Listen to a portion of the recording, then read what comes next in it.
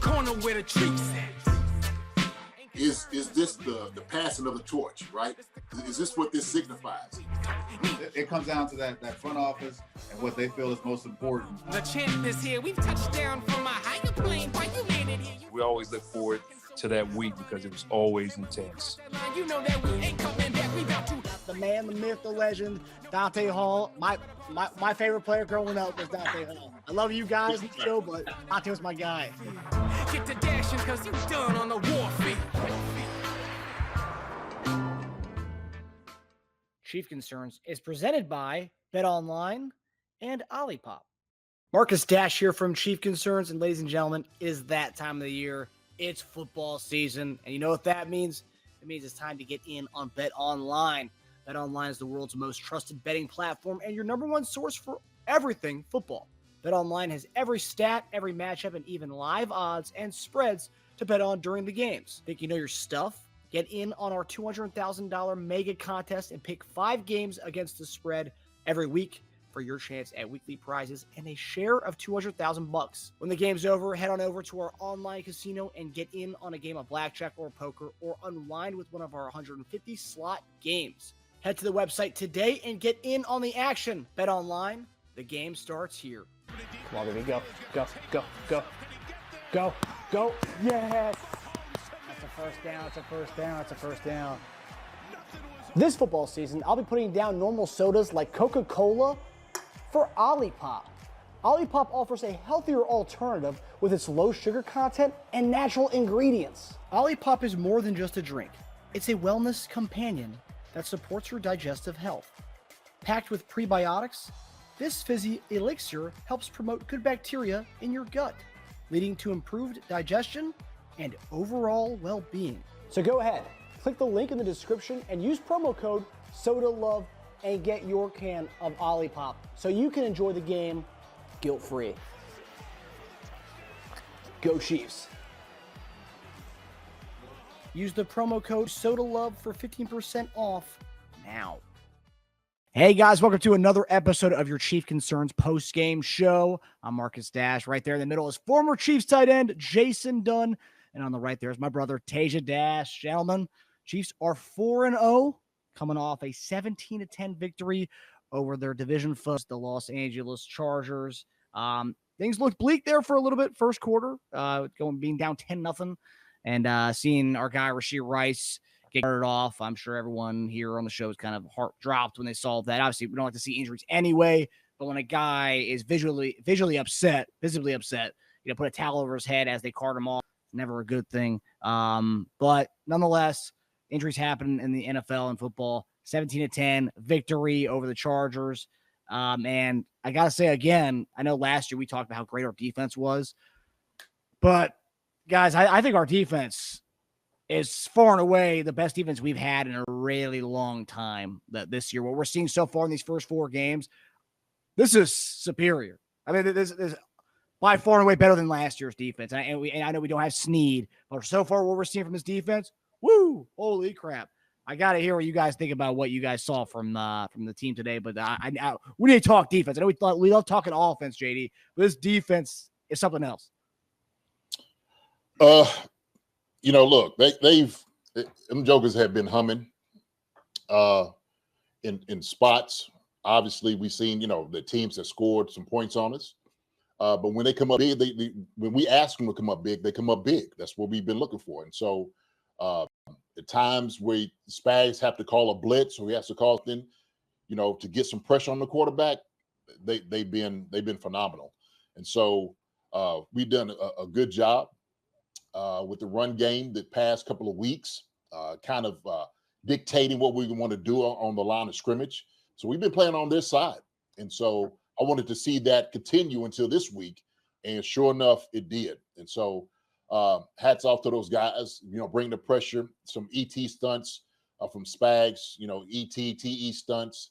And then toward the end, when we start seeing, Justin Herbert hobbled, okay?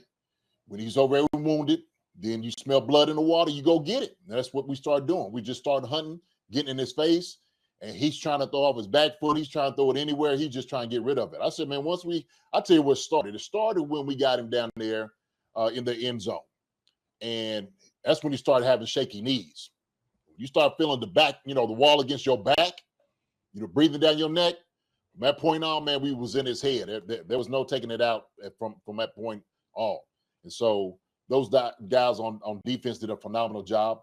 And so I think, obviously we talk about not having Snead out there, right? This is game 4. So Who? Yeah, right. So that's the thing about it. The carryovers, because you have continuity there with guys that are playing, and they're playing at a high level. Jalen Watson came in, made some good tackles. Shamari Connor did a great job of doing some things.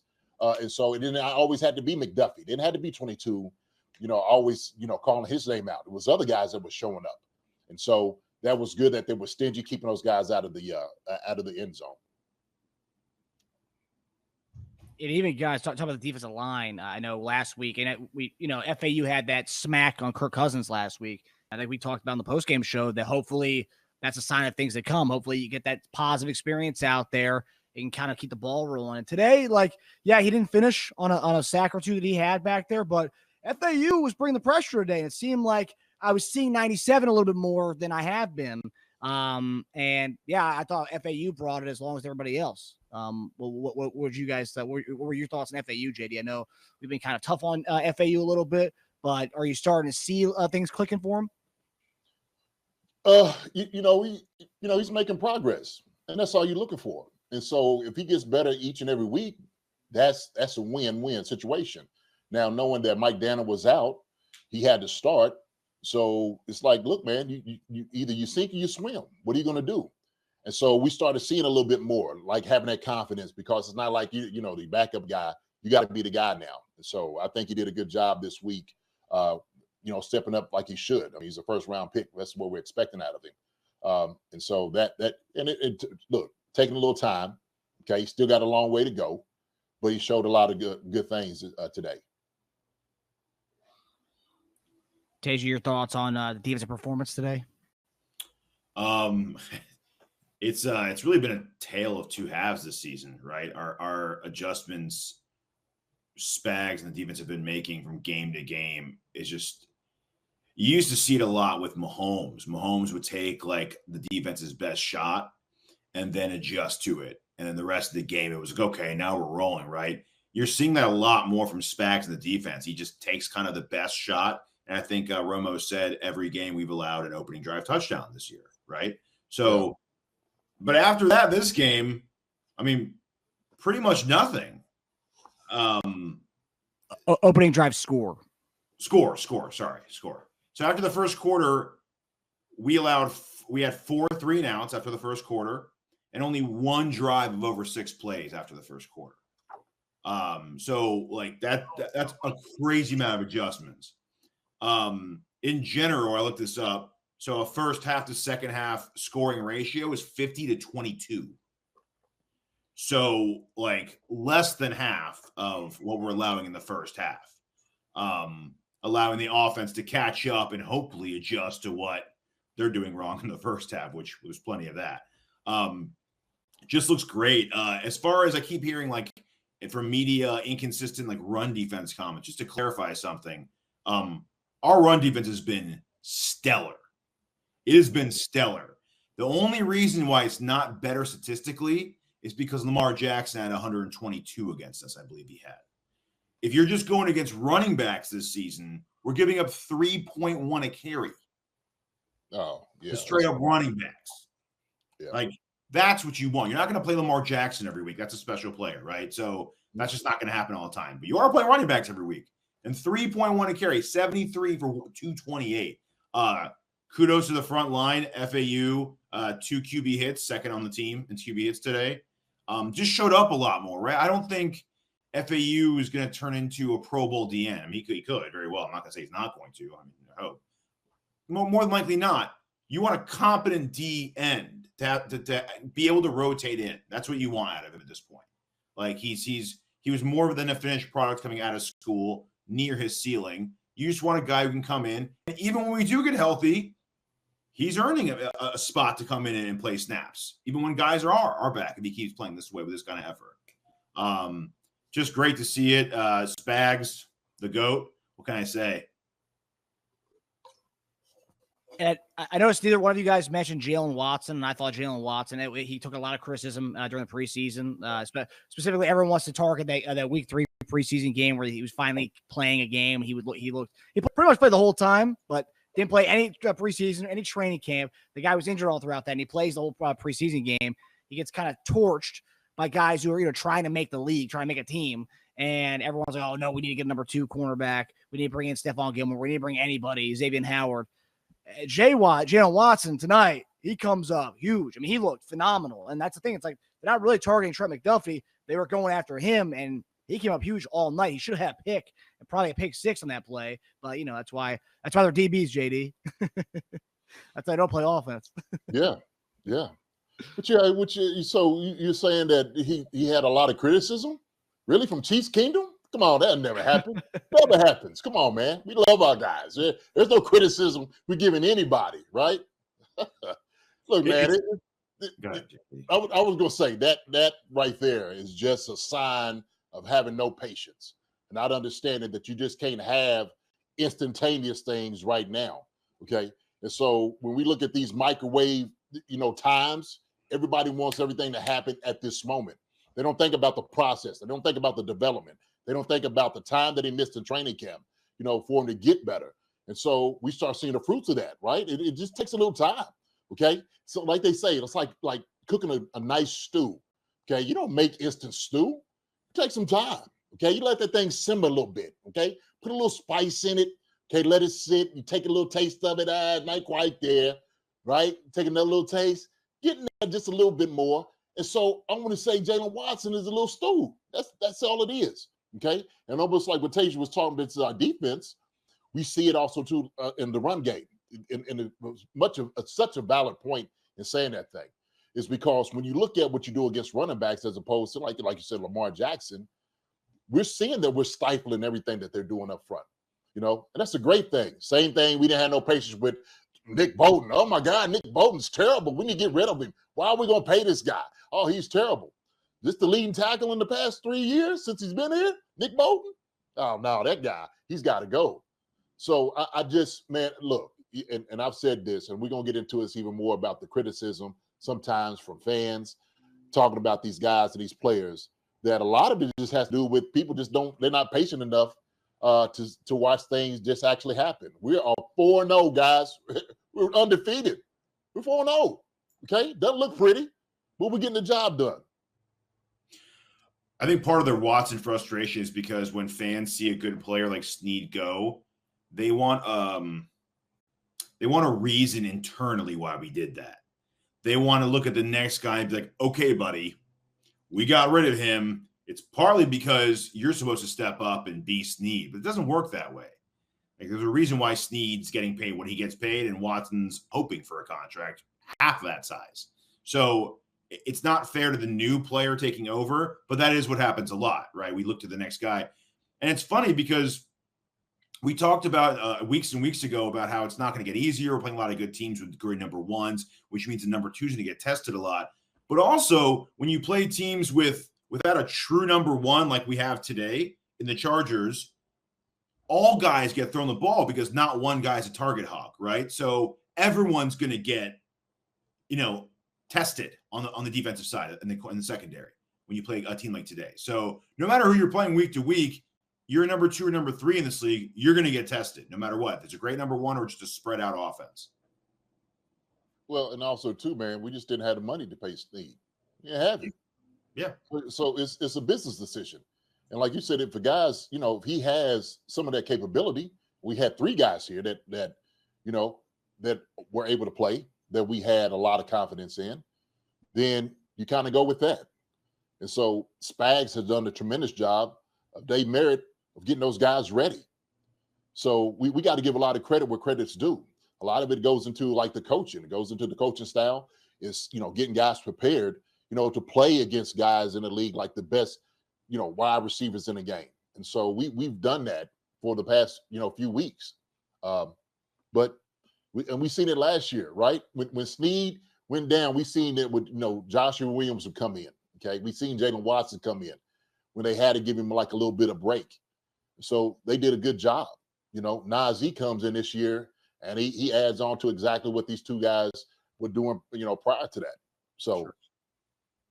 And the Chargers were a very good run offense coming into this game, by the way. I want to say, I know people think their offense is anemic, but it was, I believe it's sixth in yards per carry coming into today and seventh in yards per game rushing. So that's a very good rush defense that we just completely shut down. A rush offense that we shut down. Mm-hmm. Yeah. Yeah. And I know, some of the Chargers fans are already saying, well, we took the Chiefs to the brink without our starting tackles, and we allowed less sacks than your offensive line. You're lucky those guys didn't play this week, and Bosa didn't play this week. But nonetheless, that's fan talk. We're 4-0. That does not matter. We on more victories don't count. It doesn't matter at the shoot. Okay, then all right, we lost Rashee Rice. Okay, leading receiver in the NFL. Yeah. What do you do? We're missing two top receivers. Two top receivers, right? Mm-hmm. So a much coveted Hollywood Brown that we thought we was going to have. Yeah. And so Pacheco, 3. Yeah. We have Pacheco. How could we forget? Yeah. So we can play this game forever if we want to. We could go tit for tat, who you didn't have and who we didn't have. When it was all said and done, when the dust clears, the Chief comes up with the dub. That's right. We win. No one's going to remember that week 14. No one's going to say, well, I remember we didn't have Bosa that game. Well, guys, you don't have Bosa most games, okay? So that's fine. Don't make that an excuse. You make that excuse, that's the excuse of your last 7 years in the NFL. So come on. Yeah. So we got a comment from Mike Brennan in the chat. Is there a better closer in the NFL than Chris Jones? I think a lot of people always talk about when guys get paid contracts, their play declines. I think Chris Jones's play has gotten significantly improved, and I don't even know how to do that, but he just looks like a man possessed out there. He looks like he's playing for a new contract already, and he just got his new one. But just to play from Chris Jones in today's game, just what you've been seeing all throughout the season so far. Yeah, I think he don't know any other way but to play that way. Yeah. Sometimes you're good, man. You just got that motor. You can't help it. And so, we know he's a colorful guy, right? He loves having fun. To him, destroying quarterbacks and guards and tackles, that's his forte. He loves doing that, man. So, keep enjoying what you're doing. But the thing is with Chris, I think in the first series, man, I didn't really see him that much on defense. And on the first starting drive, I'm just like, man, where's CJ?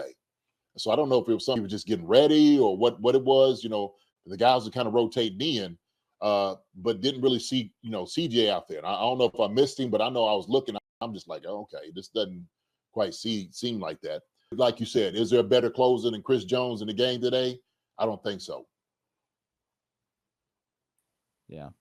Would you guys say, I know it's a small sample size, only 4 weeks in, would you say so far in this 4-week sample size, this defense is significantly better than the defense we had last year that won the whole thing? Just so far during the first 4 weeks? I don't know. I mean, we had a good defense last year. We did. The defense was one of the top 5 in the league. So I think we're in that trajectory of getting to where we were. I don't think we're there yet. I don't think we're good as we were last year at all. Not at all. We were without Snead, and we don't necessarily have all the pressures and the sacks like we did last year. That's true. Here might be a better question, since we're saying last year was awesome and we might even be better this year, and that's a debate. Are we just a defensive football team? I think saying that would be too simplistic. I wouldn't do that, man. Hey, we let the defense rule last year, right? They took the back seat to that, but we understand. Look, we know there's been some, some problems on offense, right? And we know these woes is not going to look any prettier for the next couple of weeks. Okay, obviously with this whole injury with Rashee Rice, where that thing's going to go, and hopefully we'll have much better outcome and news. Maybe where he'll just miss a couple of weeks. But for me, what it looked like is when Patrick rolled into his leg, it happened to be, but I tore my PCL in the back. Now, the doctor told me that at the time, that 85% of the NFL is playing without their PCL. So sometimes you just hyperextend your knee like that. It happens, and guys heal from it. and I did. And so hopefully there's something like that. Maybe it's just strained. So if they can get some real treatment onto it, right, get into it, calm it down. We got the bye coming up too. That's another thing. So that's a good thing that early, bye with him, he comes back after the bye. So You ready for some early bad news? Okay. Rashee Rice. Okay, but who's this from? Schefter. All right, okay. Feared torn ACL. I mean, more testing to come. Yeah. But that's. I mean, Andy Reid said going into the halftime when Tracy Wolfson asked him if he knew anything, given the severity of the injury, he said it didn't look good, and they were talking about fear of ACL. That's not good. That's like what worst case scenario. I mean, they're not good. To me is like we still got to wait and see. Really. I mean, you can't do it until you actually get a scan, MRI, to know exactly how bad the damage is. So you can speculate, and then sometimes those guys can be wrong. It might be a little loose, but sometimes knees are loose. But like I said, hopefully, with this, I mean, I can say, fear ACL. Hopefully it's not that. Okay. Yeah. Hopefully it's not that. I think the bad news was like, you ain't going to see him the rest of this game and maybe for a couple of weeks. So, I know when they probably Andy looked at it and said, hey, what do you think? They're like, he's done.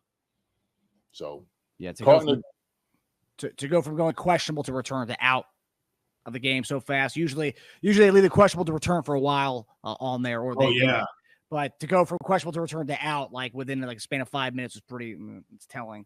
And correct me if I'm wrong, JD. They tell quarterbacks not to do what he did, by the way. Like, he just put his head down and just drove, like, just into the play. He didn't even know where he was going into. I'm not blaming him for hurting Rice's knee, but if you look at that, he just turns his head and just barrels into the play. Forget about hurting Rice's knee. He could have hurt himself bad on that play as well. Just a really reckless play by him, just to throw himself as a quarterback into like a mix of like a oncoming stampede. I agree with that for sure. But I think for him throwing the pick was so devastating to him. He needed to try to make amends. When the ball came out, he had to fight for it. You know what I mean? That's where his head was like, oh my gosh, I can't throw another pick.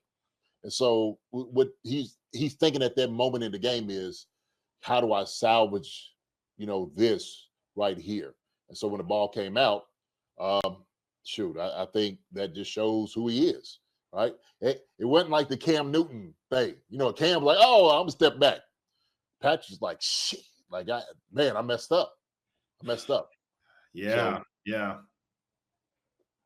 It's terrible. Obviously, we kind of mentioned how significant Rashee Rice is, how impactful he is. We talked about him being our number one option last week. And to not have him for however long it's going to be, whether it's the whole season, whether it's a couple of weeks, that's a significant amount of time to be without our top guy. But how worried are you with that being without Rashee Rice for an extended period of time? How worried are you as far as how can the offense look?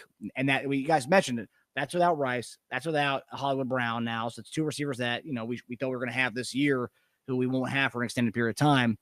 Now it's asking a rookie, Xavier Worthy, to step up a little bit more, a first-round pick, who shined today. But go ahead. No, I was just saying, how do you how worried are you guys? Or how concerned are you guys?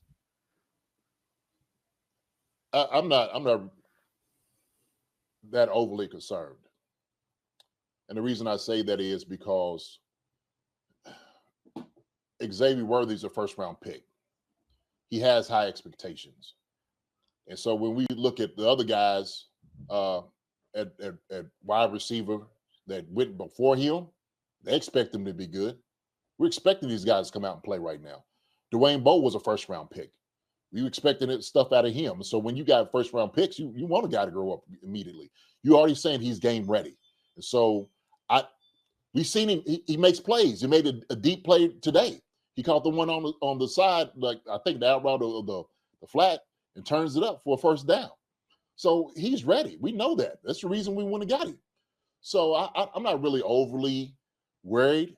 Travis Kelce emerged again coming out. He became the man.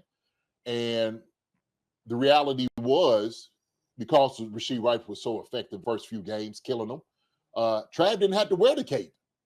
He didn't have to. They gave him the respect due to him. But now, today, he's like, okay, here, put the S back on my chest. Let me take my glasses off like Clark Kent. Let me show back up. And he did that. He made some plays. Noah Gray made some plays. Okay. Look, we still got Justin Watson, still got McCole Hardman, we still got Juju Smith-Schuster, we still got Sky Moore. Okay. We still got Kareem Hunt, who came out and did a tremendous job today, which he's going to help with the passing game. Having an effective runner opens up the pass. And I don't care who it is catching the football. So, I'm going to talk about everybody jumping all over Sky Moore for missing the ball, okay? Immediately want to cut this guy. Well, let's cut Sky Moore. He misses the ball. Well, shit, he ain't caught a ball in forever. We ain't utilized him. Only two guys we utilized really was Rashee Rice and Xavier Worthy. That was it. Travis Kelce wouldn't even catch the balls. He missed one. Patrick Mahomes hasn't been playing his best. He's been throwing picks left to right. Nobody asked to get rid of him. Carson Steele had a couple fumbles. Nobody said, bench this guy. He needs to throw him away. I saw somebody said, I don't think he's ready. But shit, we seen him in preseason. He was ready. We see how hard he's worked. He's earned that spot. He's earned that position. Same as Sky Moore. And any of those guys believe that. They believe in him. If they didn't believe in him, they wouldn't play him. Okay, pure and simple. That's how it works.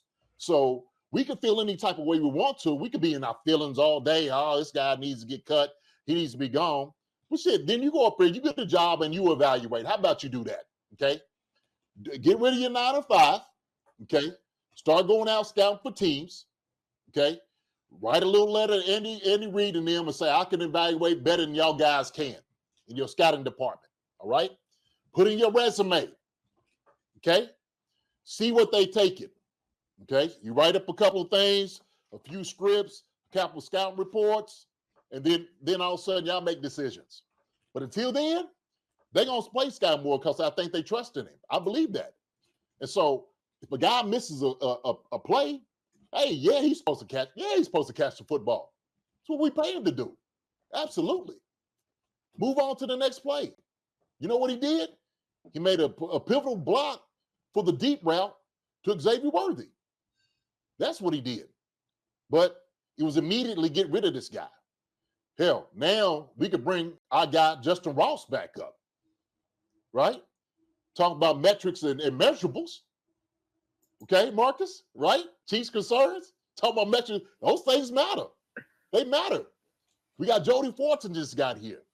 So look, JD's going to go on this rant, okay? And I want everybody to hear it, okay? From a former player, guys are going to mess up. They are.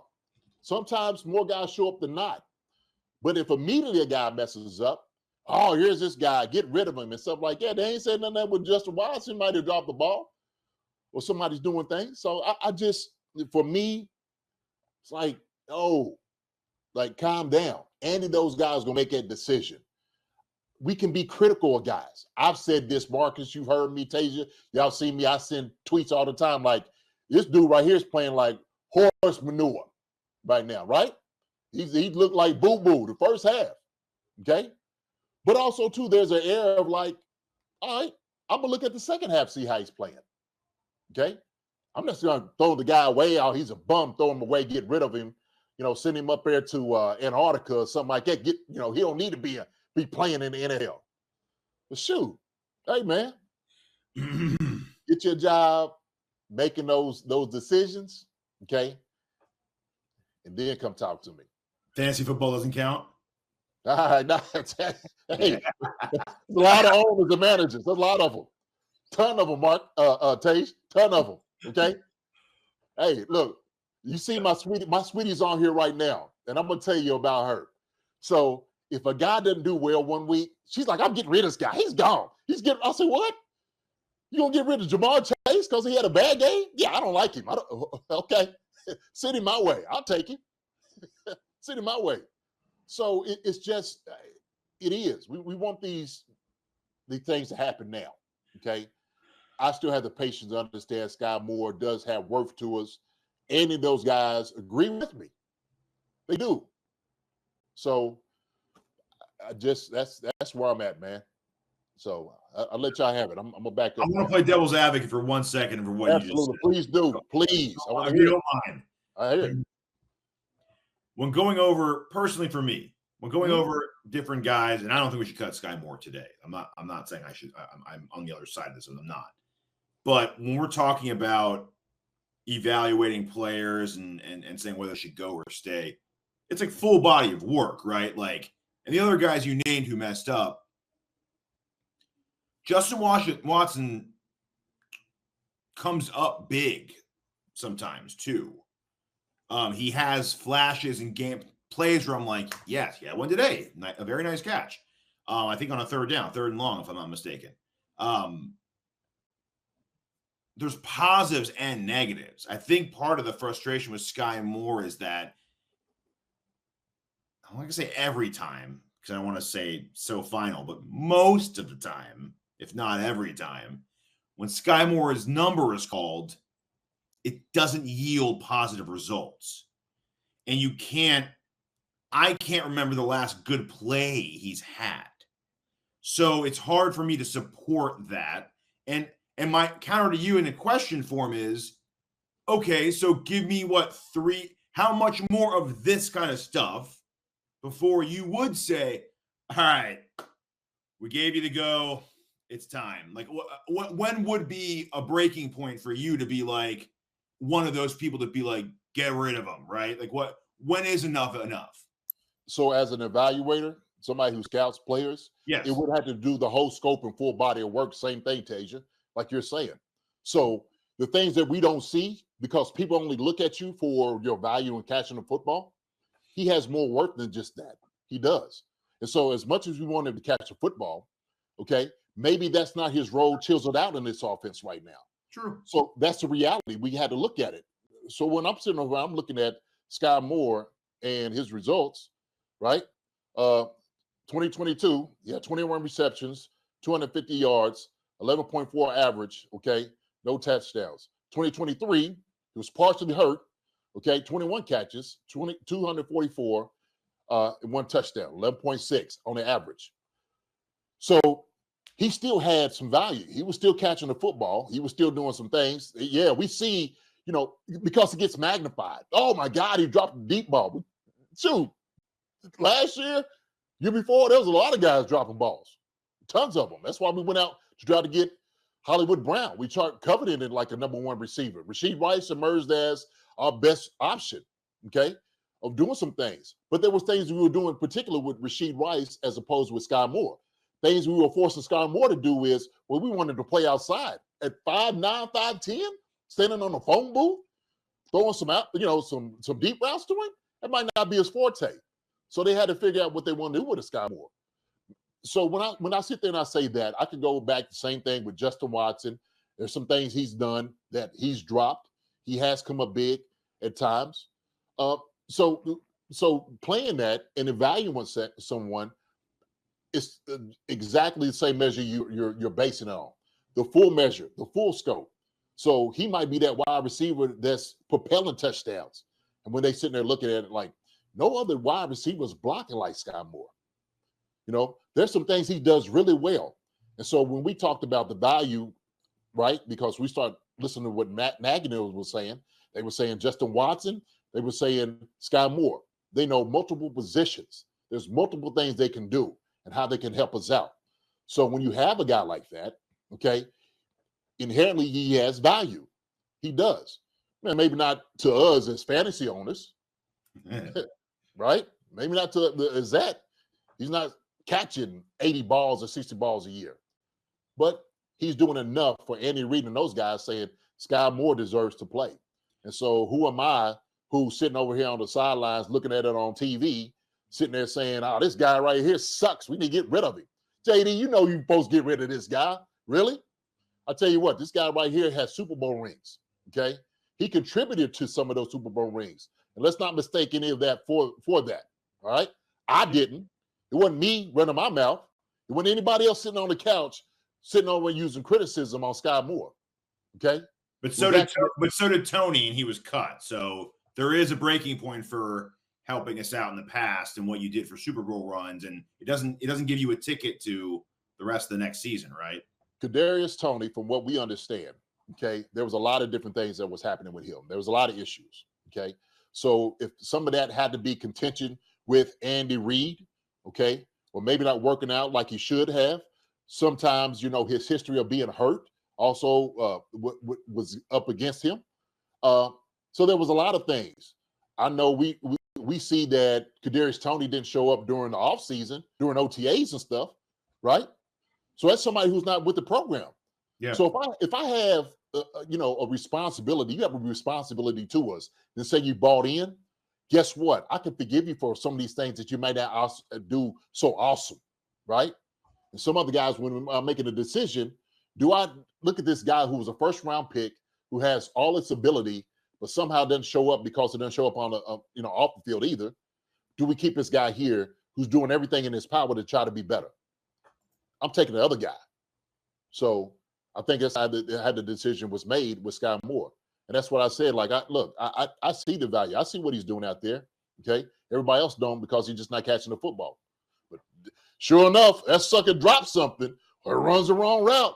Oh, get rid of Sky Moore. So I told him, I said, shit, send an email to Andy. I'll say this, JD, because I know you mentioned my the tweet I had during the game. All I do is I put Sky, I put the head palm emoji, and I said, I'm tired. I don't want to hear about the metrics anymore, because a lot of people always talk about, it's people saying that Sky Moore, he drops passes. He only dropped 2 in his career, like going into this game. And it's like, okay, right. But let's talk about right now. Let's talk tunnel vision on this season. So he drops his pass today, and I don't even know what the snap count was for him today. But looking at the previous games, so week 1, he had 10 snaps. 2, he had 5 snaps. And week 3, he had 15 snaps offensively. So you could say he's not getting the reps, right? But in the NFL, as we always talk about, JD, it's when you do get your playing time, when you do get your shot, you are supposed to make the most of it. That's why today, for example, we'll get into running backs later. Carson Steele, first drive of the game, he's already not off thin ice, but he's got Kareem Hunt, who everyone wants to see him get in and get some burn. We got Samaje Perine back there, so you got to make the most of your opportunities. Your first drive, you fumble. It's your second fumble in the few short weeks you've been in the NFL. I say, okay, well, you missed your shot there. Now, Kareem Hunt and Samaje Perine pretty much split the entire game after that, and then we never saw Carson Steele. So I guess my thing for me, and I'm not saying to cut him, that's stupid. Maybe let's get somebody else to get reps out there, because if you are in the short time, you are getting a pass thrown to you. It's not often. He's not getting as many targets as Justin Watson, as you guys mentioned. But when you are getting that one target, I mean, should catch that. And that's where it's like, okay, he's getting more opportunity than a guy like Justin Ross, for example. I'm just using him as an example. He's getting more opportunity than McCole Hardman is. And McCole Hardman's also active as well.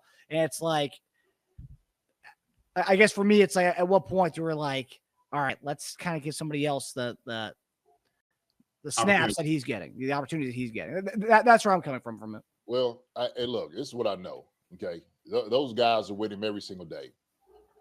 They manage his snaps, and they know how many they're looking for him to have. And if they feel like he was played too much, they would say so. And so if he had 15 snaps or 10 or whatever it is, yeah, you got to do your best with the snaps that you have, your opportunities. And so this was a blown opportunity. Yeah, you should catch the football. I agree with you 100%. Make the most of your opportunities. And if it doesn't happen, guess what? You're going to move back down on the totem pole. It's a performance-based business. I'm not saying that. I'm not saying, well, shoot, he only got 10, making the second receiver. I'm not saying that at all. You earn what you put in. That's bottom line. So I leave it up to Andy and those guys to make a decision. And what I get and what I trust is Andy or Pat throwing them the football, they trust him. They trust him enough to keep him in there, whether it's 10 snaps, 5 snaps, or 1. If he gets in it for the 1, they trust you for the 1. Okay? It's not like they don't have nobody else, but there is a crowded wide receiver room. We know that. So what does that mean? Yeah. What does Justin Ross come up here and all of a sudden he gets 20 snaps? Right? That's it would be nice. before we change topics, I want to give, because your original question about Rice and how concerned we are, I want to actually answer that, because I am really concerned. I'll take the other side of this question, JD. I am extremely concerned, and here's why. We're basically rolling out the same core we had in 2022, except no promising Tony at that point. We got him for a good chunk of the season, so he's gone. Mm-hmm. Kelsey had almost 1,400 yards and 110 catches. That's not happening again. And neither is his 650 yards of yak. That's gone. Like that version, that's not that long ago, but that version of Kelsey, I know he's not declined as much as people say he is, but he's not that one anymore. He's not getting almost 700 yards of yak this season. It's not going to happen. So Juju's also not pulling in 80 for 940 for us this year. It's only been 2 years, but he's not the same Juju. So we're the same team. But I will say Worthy is a step up from MVS. MVS had almost 700 yards and almost 40 catches for us at the deep threat. So we have an MVS without the drops with Worthy, I will say. But everything else has dropped significantly. We don't have that true possession receiver. And Kelsey, I don't think, can take on 110 catches for 1,400 yards like he did. That's too much. If he does, he'll be toast by the playoffs. So we have to get help here. Like, there's a reason why we drafted Rice and then signed Hollywood and then drafted Worthy. Like, we needed help even then. And we traded a third round for Tony that year. So we are definitely combing the league to see who's available right now. If we aren't, I don't know what to say. The question is, so who are you going to get? That's the question. And also, too, I think we are significantly better than we were in 2022. Not asking Juju we just need you to do what you need to do. Not more, no less. And so when I say that, based off our offense, Xavier Worthy taking the top off the defense for a bomb today shows exactly how much better he is than MVS. Okay? Nothing against MVS, but it's just what it is, right? You got a legit deep threat in this guy. He ran reverses. We gave him a little bit more on display today after Rashee Rice went out, and he delivered. So also, too, I would say our running game, we run the ball a little bit more effectively. Those guys up front a lot better than we were in 2022. That was Pacheco's breakout year. He had the 830 for 170 carries, 4.9 a carry. So he did have a good year. He used to have a large volume that year. So I would say Justin Watson's a little bit better. I would say Noah Gray's come in. He's shown what he's been able to do. Sky Moore's the same. Sky Moore might be the same, but we still overall is better. Okay, so it don't take one monkey to run no show. It's a group thing, and so the culmination of everybody in that room is better than we were in 2022. It is. So and so we don't know what Rashee Rice is going to do. I think that's all predicated off of where that goes with him, right? He's going to be out for a long time. He's going to be gone for well, shoot, if he's gone for a long time, then yeah, absolutely. Shoot, you need to start turning over some rocks and see what you can do with a trade to get a guy here. I agree with you. Yeah. But other than that, Kareem Hunt comes in. We see what he's been able to do today. He ain't played in a long time. That sucker he ain't skipped a beat. That sucker look good. Yeah. And so we have a more reconditioned, reinvigorated Kareem Hunt running the football. But, Carson Steele, Sam JP Ryan, they're giving something to us. So can we work around? Sure.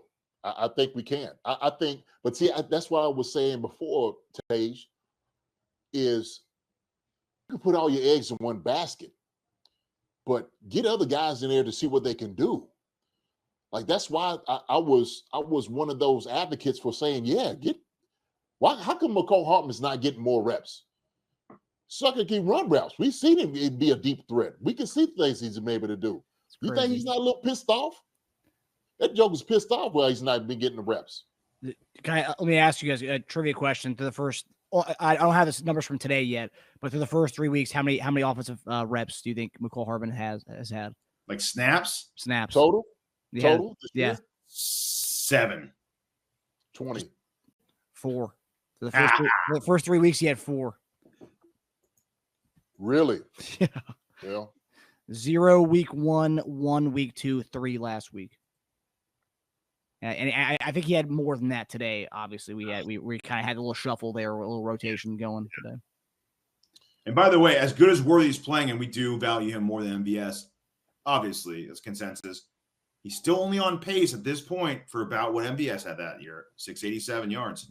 So that's kind of we're 4 games in, and so Rashee Rice has been, getting the lion's share of everything more than anybody else.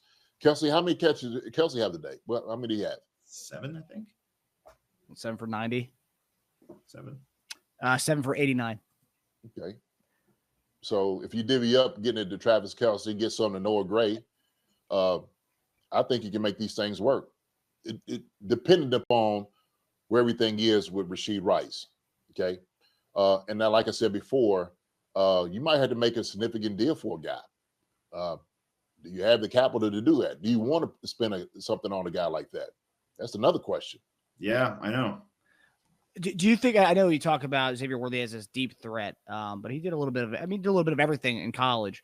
And we saw at the end of the game, and I see Mike Brennan here saying how are you guys liking the fact that we iced the game with Pat hitting Xavier Worthy on a very Rashee Rice-esque route at a play that they kind of do with Rice a lot. How, I guess, we don't know because he's a rookie, right? But we do know his college sample size. How expansive do you think his route tree can be, JD? And how much can he do it all? Can he be kind of a do it all kind of guy? I mean, I know he's a small frame and stature, but I mean, can we kind of see him do a little bit more than just be a deep threat? Man, we haven't really asked these guys. There's nothing that he can't do that we run. Let me put it that way. There's no routes that we have. There's like, oh, okay, there's going to be a problem with him. I think everything that's the reason we brought him in, because he was so tailored to our offense that it looks so similar, is one of the reasons we got him here. And so you could say, oh, yeah, we have 4-2, but does he fit our scheme? Okay, we're just not getting a fast guy. We want to get a guy that fits our scheme, the things that we do, right? The reverses, the slants, the deep routes when we need to. Sky Moore was perfect for those things.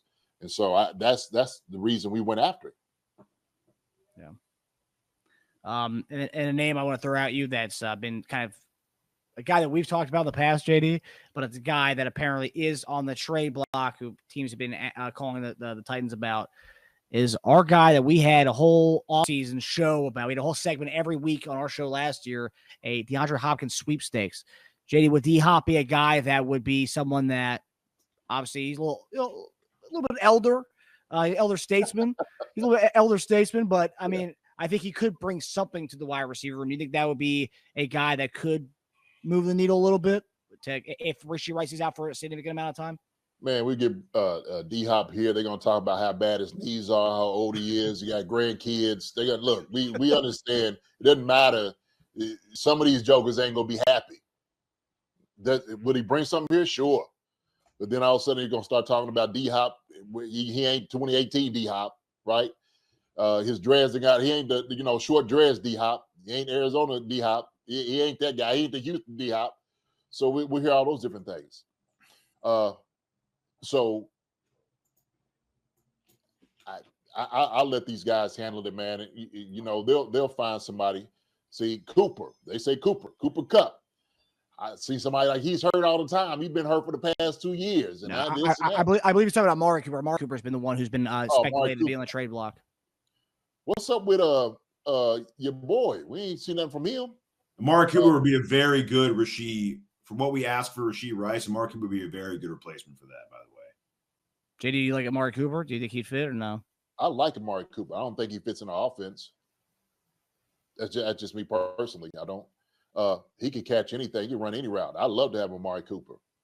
I was thinking about who's the little jitterbug that was with Vegas, with the Raiders. Nobody signed it. Renfro. Yeah. Where's Renfro at? Where's he? He's still available. Yeah. Throw him a little cheese. Bring him out. No way we'll get Devontae Adams. Everyone's got to just stop that right now. That's not happening. Yeah, Raiders will not trade us Devontae Adams. I don't think we can afford that anyway. Even if they said yes. Let's ask for Justin Jefferson. Right? Let's just come on, man. This is what I'm talking about, Tage. This is it. This is exactly what I'm talking about. So unless we get Devontae Adams and Justin Jefferson, some people are just not going to be happy. Realistically, I know we everyone was talking about like these names we could trade for. The T. Higgins Bengals wouldn't trade him to us.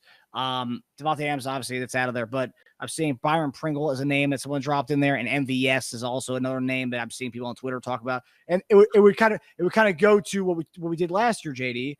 Mid-season, we need a receiver help. What do? We go for a guy who's already been in our offense before. We go for Mecole Hardman, and that would be more of the Brett Veach, Andy Reid kind of brand, bringing in a guy who already knows the system to come in and plug and play, like we did with Juju like a week before the season started by bringing in MVS or Byron Pringle.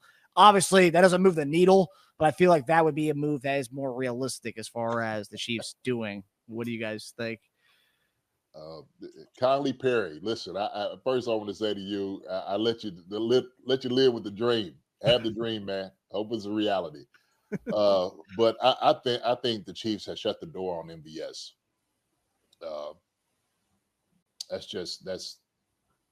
That's my opinion. Because we talk about redundancy, right? We got Xavier Worthy, a guy like that, and maybe a Mecole Hardman. I don't think MVS is, like you said, is going to move the needle any. Yeah. We ain't going lateral. It's got to be a step up. It's got to be somebody in the same cachet as a Rashee Rice, guy that's going to give you a lot of catches. Does the fact that Rashee Rice may miss a lot of time next year too, with possible recovery / suspension, also factor into who you might trade for, whether it be like maybe like a 2-year option, not necessarily just a Band-Aid for 1 year? I've heard people say this. We don't know what Rashee Rice's punishment is going to be. And I think a lot of it was contingent upon maybe his behavior this year. And he's been a Boy Scout. So I think that might factor in. And maybe they give him like a little bit community service, time served, or he could do some things during off season to finish up whatever he needed to finish up to be ready for the season. Hopefully that they move it during that time, right? Because you do it during that time, you're going to stay out of trouble. But yeah, you could try to do that. Like I said before, who do you go get? There's a lot of guys I like. Deontay Johnson's another guy that's name floats around too. Contract year. I don't know how much of a seller they are, but Carolina keeps losing games. Who knows? They might not be. They can get a pick for him, recoup a pick for him. Why not? JD, ideally, realistically, who would be a guy you would want us to look at? Do you have a guy in mind that you think would fit our scheme and that you think would be realistic? I'll tell you who jumped out to me. We just played him last week. Mooney.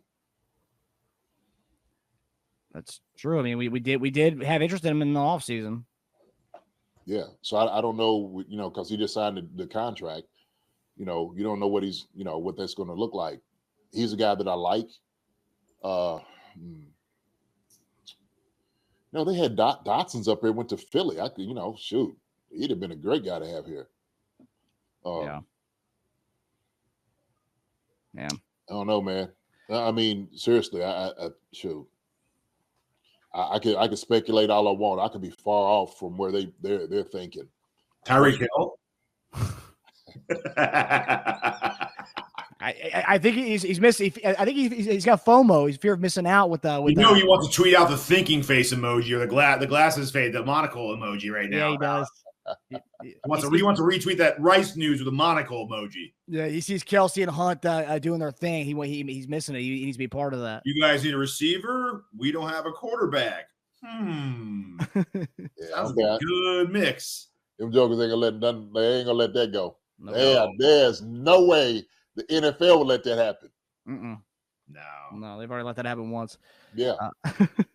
But all right, so you guys have been mentioning it all episode. So Carson Steele has a great game last week. It was a nice story. His family's watching the game at his sister's wedding. His first career start in the NFL. This game happens. First career, he starts again. So second start, fumbles the opening drive, and this is the first game that Kareem Hunt is active. And he fumbles that opening drive, and after that, we see pretty much a collection of Kareem Hunt and Samaje Perine. And Kareem Hunt, a lot of people have been, saying, "Oh man, he's old, he's washed, he's not the guy he was." And Kareem Hunt said, he is still that guy, and he looked like the flashes of that guy tonight. He had the burst, he had the cut. He looked phenomenal tonight. He looked like a guy who's on a mission right now. And I was all ready to go. I had my Kareem Hunt shirt ready to go. I was ready to rock today, and he looked great. I mean, let's be real about it. I mean, he looked awesome. Now, and I know when Pacheco comes back, whenever that happens, we have a nasty 1-2 punch with Pacheco and Hunt if Hunt continues to do what he did today. But he had juice. I mean, it was clear as day. He had juice, and that was something that, Steele was 17 for 72 last week. He looked all right, but it wasn't that. I mean, Kareem Hunt just looked fresh, and he looked ready to go, and I think they should have run with him even more than they did. I quite frankly, I don't think they ran with him enough today. But what did you guys make of Kareem Hunt's the sequel? The season 2 of Kareem Hunt in Kansas City. What did you think of that? The reboot. Go ahead, Tage.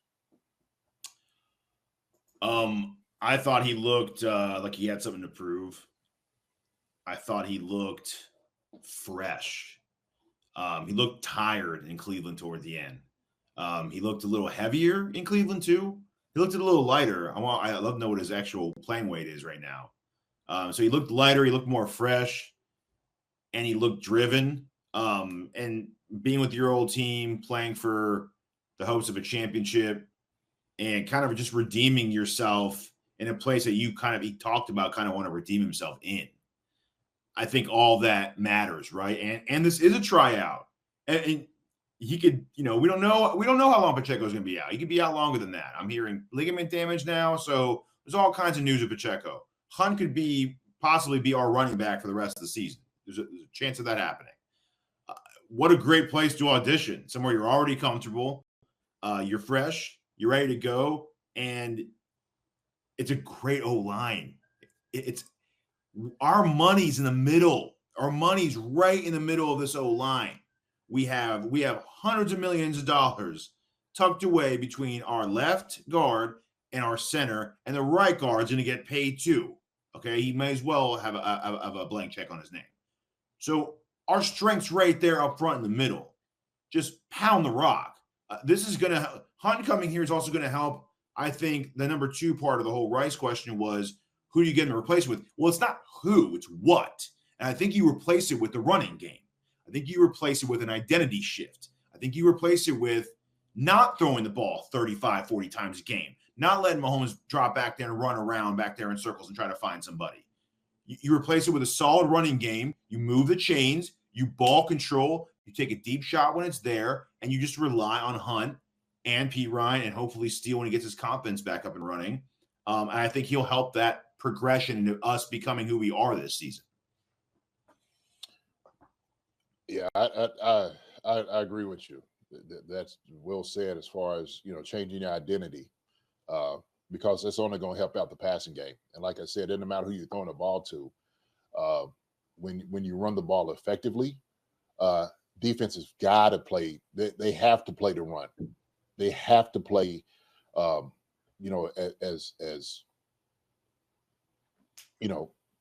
as compactful as they possibly can. They got to load up in the box, because Kareem Hunt, what I saw today, was a guy that gave a valiant effort.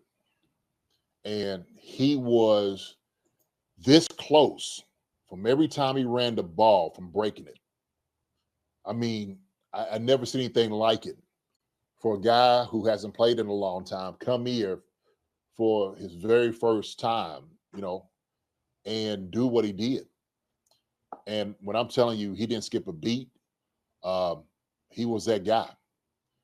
I mean, it was a heroic effort from him that it shifted, like you said, in the game to, oh my gosh, what we're going to do because Rashee Rice, what's the answer? And it was feed the ball to Kareem Hunt. That's the answer. That's what you do. That's when you come 4-minute offense, feed the ball to Kareem Hunt. Hand the ball off. Some right there in between the 30s, hand the ball off Kareem Hunt. Now all of a sudden you're not looking at 2nd and 6 or 2nd and long. You're looking at 2nd and 3. Things that's manageable. And so when the offense feel that, they can breathe easier. Now it opens up your playbook, man. I'm just from scheme standpoint. Now you got all the play action that you want to do. Okay. Now you can throw the quick thing to Worthy. Now it opens up Travis Kelce. Now it opens up the other tight ends to get the ball. Now you can run 13 personnel and throw out of it if you want to. So those are the things that we just now inherited with Kareem Hunt running the way he did. I was shocked. I was shocked that he got the type of work that he got. Because they did bring Carson Steele back. After he dropped, he fumbled it. They brought him back, right? Took a little while, but yeah, they finally brought him back. Yeah, it's like, hey, shoot, let him get the ball again. And then Kareem Hunt came in, looking like the Kareem Hunt of old. Dread swinging and then running through. He let me eat. And when he said it, like, let me eat, I knew he wasn't tired. I knew he was like, keep feeding me the football. And it was just almost like, we talked about this, Marcus, the other day. Like, you couldn't write a better story for the guy to come back and have the game that he had for this team and this organization. So everybody who was saying, oh, he's going to be the old guy and stuff like that, I was excited. I wanted to see what he's going to be able to do. I would have been fine with him just having 8 to 10 carries. I would have been fine with it. But the way we usually masterfully toward the end of the game, oh, my gosh. I'm like, who's stopping him? This guy was bouncing to the outside.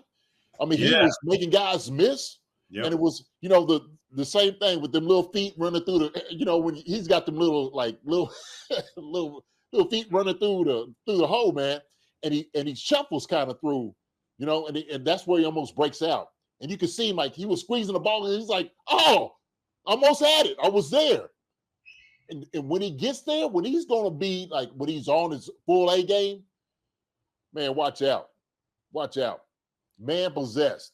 Like you said, he was thinking, I'm giving everything I could possibly give to this game and to the Chiefs right now. That's what I'm doing. Everything I missed, I'm going to relive it right now. I'm going to take it all back. I mean, he's playing for a major opportunity, not just this season and possibly beyond. Like, we could sign him next year. I mean, he could be our next McKinnon where we sign him like 1-year deals for the next like 3 or 4 years, right? So, I mean, he's playing for a lot more than just a quick little championship run. And he's got a lot more left. Already you can see it than the other vets that we picked up along the way previous years in McCoy and Le'Veon Bell. Yeah. And I want people to understand that him and Pacheco's games are different. They're much different because Kareem Hunt is a true in-between-the-tackles runner. And he has so much athletic ability, he can bounce it. You see how he was bouncing. He was able to just have the vision and just, the tempo of seeing things and just, putting his head down when he needed to. I said this, look, I've been watching this Joker since he was in college, okay? And that's what I was seeing, the ability of like, he's just getting chunks. He's just running up and down the field. That's what he's doing. It's hard to knock a guy who has balance over. It's going to take 2 or 3 guys. It is. So it does. It changes things. And I guarantee Andy and those guys are like, damn, like, what about Rashee Rice? And I guarantee somebody say, man, did you see Kareem Hunt run today? Like, God, did you expect that? I guarantee that joker right there gave him reason to smile. Okay? Felt a whole lot better after the game was over. A whole lot better. I know when coaches get together, like, shit, that joker right there, man, was running. He was running. Like, that's something we could hang our hat on. We could definitely hang our hat on something like that. So, yeah, you could easily see that it gave a spark to the team. Obviously, Rice's injury, kind of everyone's, seeing the guy, get hurt. Everyone notices that stuff. But then you see Kareem Hunt go out there and give us the juice, giving flashbacks to 6-7 years ago. Yeah, that definitely brought up everyone's spirits, especially in the kingdom. Everyone online was loving it. And I'm seeing here, and this is something that I've also seen from some people at the counter too, people saying, oh, he's old now, he's washed. And then some people's counter, Mike Brennan in the comments says he was splitting snaps in Cleveland, low mileage on those tires. And I've seen a lot of people online say he's got not a lot of tread on those tires for being a 28-year-old running back. You know, he wasn't the main guy. He wasn't the bell cow in Cleveland. He wasn't. He split with a bell cow in Nick Chubb. I think he was too heavy. I think that hurt him a bit. Yeah. Oh, yeah. He looked a little thick in Cleveland. Mm-hmm. Yeah. And that's why he's not, your run-of-the-mill 28-year-old running back coming over here. I mean, he hasn't had a lot of his tread on his tires. I mean, he has been an RB1, think about it, for 7 years. So the last time he was in Kansas City. So he comes here. I mean, if he looks like this in a game that we thought he was going to get 5 to 10 touches, 14 carries for 69 yards, next week on Monday night, he's going to be the feature back. To me, and this is my opinion on this, JD, I don't know what you guys think on this, but when we come in Monday night next week, is he going to be the one starting running back coming out the gate, or is it going to be Carson Steele again? Oh, shoot. You better not. Nothing wrong with Carson, man, but hey. Dalio, Kareem Hunt, hey, let's go. We moving them out. We're moving the wagons out. That's what we're doing. And Kareem Hunt has came in and he has planted the flag. Said, I am back. Yep. Bam. The Chiefs flag. I am back home. Yep. Okay. This is mine to occupy. This is my space right now. Like I said, a man possessed. He's ready. He is ready. And how fitting is it of a guy who fumbled to give the position back to the guy who rarely fumbled, right? So it was like, hey, you know what? We know what we got with Kareem. Let's just see if he's got pop. Then that's it. He's got it. Let him have it. He's not going to fumble the ball, and he sounds tired as hell of the turnovers. He's over it. And he ain't benching Patrick anytime soon. So you know what, Carson? Sit your ass down because Hunt's coming back in. Because I can take 15 throwing the ball away, but can't do it. Pissed. You talking about livid. Man.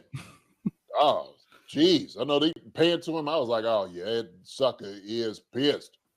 And I guarantee, like I said, one of the coaching points is protect the football. Back-to-back, fumble, interception. And I'm just like, what in the hell is going on? We talked about it in the betting show. Forcing the ball to Kelsey might lead to an interception. And that's what that was. That eventually led to Mahomes going into Rice's leg. So, forcing the ball to Kelsey to prove a point might not have been the best thing. But I also want to say one thing that I looked up. This is Mahomes' touchdown to interception ratio every year since he's been a starter. Okay. 14-0, 10-0, 11-0, 14-4, 11-2, 8-3, 6-5 this year, guys. It is by far and away his worst season to start his career. So even more of a reason to switch up that identity a bit and stop forcing throws. Yeah, and I think not even forcing throws. I don't think a lot of it is him forcing throws. I think it's just bad decisions being off. Bad indecision. I think that's what it is. Romo even said it. He was just like, I've never seen Pat double hitch like he is. Constantly and it is. He's questioning himself because, like I said before, the pitch is not looking that clear for him at times. I think it's, defenses are doing a little bit different. This was a good defense to go against because they made sure and they were forcing it. They knew Khalil Mack was going to come on the backside, man, and Patrick had to roll off to the right all the time. He was like, daggone. It was just over and over again. How many holding calls Jawan Taylor have? 2 or 3. Like 2, 3, something like that? Which is 2 total, but I think he had 1 or 2 holding. Yeah, 2 too many. And a lot of it is, he's rolling out. The defender can see where Pat is going. But Khalil Mack was just a monster back there. They doubled it. Man, they hit him. They was double teaming him. He was still getting through. That sucker's a hoss. He is an absolute hoss. And I'm glad that Pat took off when he did because they was trying to keep him bottled up. And that's what was affecting him a little bit, man. Collapsing that pocket on him where he couldn't go anywhere. That's tough to deal with. Yeah. So obviously, we come on here after the games to celebrate the victories, and also talk about things we can improve on. And obviously, we have a lot to improve on. But nonetheless, 4-0 after the first 4 weeks of the season. And and next week we'll be traveling to New Orleans. Oh, no, it's a home game. New Orleans is coming. New Orleans is coming to Kansas City, and that'll be a Monday night game. So we'll be on here on Bleacher Report after that Monday night game next week. So guys, be ready for that. And then also, you guys can follow myself, Teja, and JD on the Chief Concerns YouTube channel. Tomorrow night, JD will be going into his grade book to give out grades from tonight's win. For more Chief Concerns, go follow us on YouTube, Apple Podcasts, Spotify, anywhere you get your podcasts. You can find more of analysis from that man in the middle right there, that legendary Chiefs tight end right there, Jason Dunn. Try to give it to him, man. Look, hey, this is a good game to grade. I'm gonna let them have it. So I'm gonna have some fun, man, evaluating this film. Really, so we kind of get to nitty gritty, man, and talk a little bit more about the answers, like what was going on tonight. But great win by the Chiefs. That's the most important thing, is coming out with a win. And so when you don't do everything right, but you still come out with the victory, you got to feel good about it, because you can still improve and be that much better. And so I think it's what teams I forgot who said that. It just shows how much better the Chiefs are as a whole, as a team, as a unit, as an organization. So that's something to really celebrate, man. And so celebrate Kareem Hunt and his return back to the kingdom, doing what he does best. Okay, and that's punishing defenses. So it's good. Division road win, yes, Mike. Very important. There you go. Some dude just commented Rice out for the season. We don't know. We'll know more after further testing. For knees, X-rays aren't going to show you anything. It's the MRIs that are going to tell the whole story. So. And Browns fans are completely done with Amari Cooper, by the way. They'd love for us to take him off of their team. Amari Cooper, I got a deal. Sky Moore, next year's 4th round pick. Amari Cooper, let's do it. I mean, they're over it. They said he dogged it today. They say he's dogged it this season. So they say he just wants out.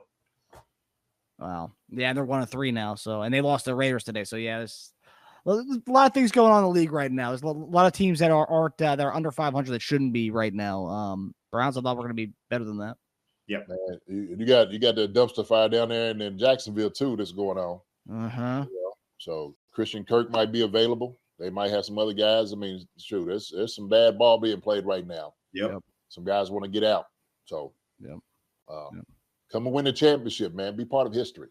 Yep. Come over to Kansas City and come on over to Chief Concerns. You guys find us Monday nights, Wednesday nights, and Friday nights. And, of course, after the games, you guys have us for the postgame show. But we'll see you guys tomorrow night, 8 a.m. Eastern Standard Time on YouTube. Look us up on Chief Concerns. All right, guys. I hope you guys have a good night. Enjoy the Sunday night game. We'll do. We're good. Take it easy, fellas. All right. Hi, everybody. Thanks for watching. Subscribe here to get the latest from the show. Also, be sure to check out the best clips from Chief Concerns. And if you prefer to listen to the show, subscribe and follow us on Apple Podcasts, Spotify, and anywhere else you get your podcasts.